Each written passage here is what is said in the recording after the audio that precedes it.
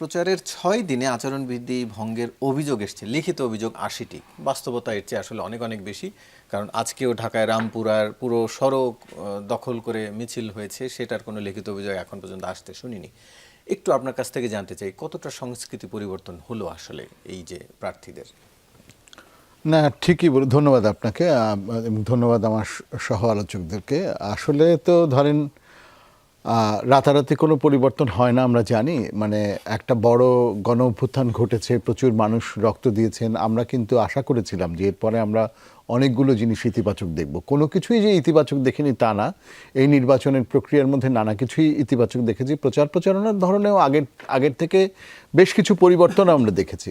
তার সবটাই যে ইতিবাচক তা না, কিন্তু আবার এটাও ঠিক যে বেশ কিছু ইতিবাচক জিনিসপত্র, মানে ইতিবাচক ফেনোমেনা আমরা দেখেছি। কিন্তু হ্যাঁ, ধরেন নির্বাচনী আচরণবিধির প্রসঙ্গ তো আছেই, এবং ধরেন এক ধরনের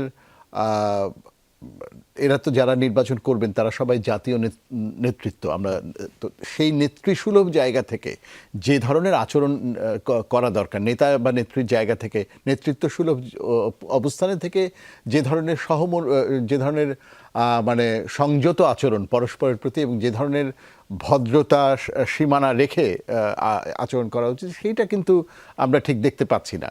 তো আবার একই সাথে আমরা অনেক আশঙ্কা করেছিলাম যে আদৌ নির্বাচন হবে কিনা। আমরা ভেবেছিলাম যে সহিংসতা এমন হবে, এবং ওসমান হাদির মৃত্যু, একটা অকাল মৃত্যু, এবং মৃত্যু তো মানে হত্যা, ভয়ঙ্করভাবে তাকে যেভাবে মেরে ফেলা হলো দিবালোকে, এটা একটা মেসেজ দেওয়া হয়েছিল যে এটা নির্বাচনের জন্য একটা থ্রেট তৈরি হয়েছিল। সেই তুলনায় কিন্তু আমরা পরিস্থিতি ভালো দেখছি।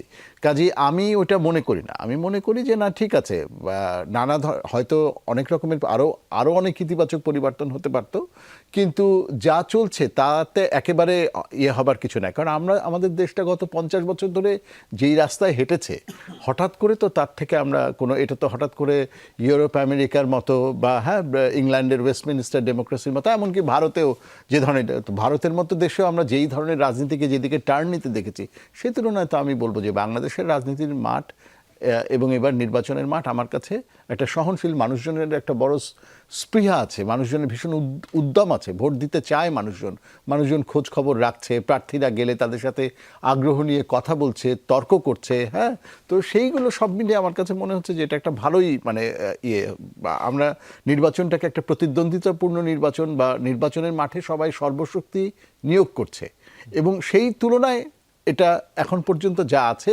সেটাকে খুব বেশি, ভোটের দিনে আইন শৃঙ্খলা পরিস্থিতি কী হবে সেটা আমরা জানি না, কিন্তু এখন পর্যন্ত যা আছে সেটাকে একেবারে সহনীয় মাত্রার মধ্যে আছে। হ্যাঁ, আরও ভালো হওয়া উচিত ছিল, আরও নির্বাচনী আচরণবিধিটা আরও সবাই যদি মেনে চলতো, সবাই যদি লেভেল প্লেয়িং ফিল্ড কথাটা যদি একটা। প্রতিদিনই দেশের বিভিন্ন জায়গায় বিএনপি এবং জামাত সমর্থকদের মধ্যে হামলার ঘটনা ঘটছে, সেটি কি ভোটের দিনে আরো বাড়তে পারে বলে আপনি মনে করছেন? হ্যাঁ, ভোটের দিনে অনেক বাড়তে পারে, আসলে এই সম্ভাবনা তো আছে, এই আশঙ্কা তো আছে, এবং সেখানে আসলে এই সরকার, যাদের আসলে পুলিশ বাহিনীর উপরে সেরকম কোনো শক্ত নিয়ন্ত্রণ নাই, পুলিশ বাহিনী যে ধাক্কাটা জুলাই আন্দোলনের মধ্যে পুলিশ বাহিনীর উপর দিয়ে যে ধাক্কা এবং যে ঝড় গেছে, তারপরে সেটা রিফর্মের কাজ যেভাবে ঠিকঠাক মতো হয় নাই, তাতে করে আসলে সেই সম্ভাবনাগুলো আছে। আবার ধরেন সেনাবাহিনী নিয়োগ করা নিয়ে জামাতে ইসলামের যেমন একটা সুস্পষ্ট অবস্থান আছে যে ভোট কেন্দ্রের ভেতরে সেনাবাহিনী থাকবে না, তো তাতে করে আসলে পরিস্থিতি, ধরেন ভোট গণনার সময়, রিগিংয়ের সময়, সেখানে যদি আইন শৃঙ্খলা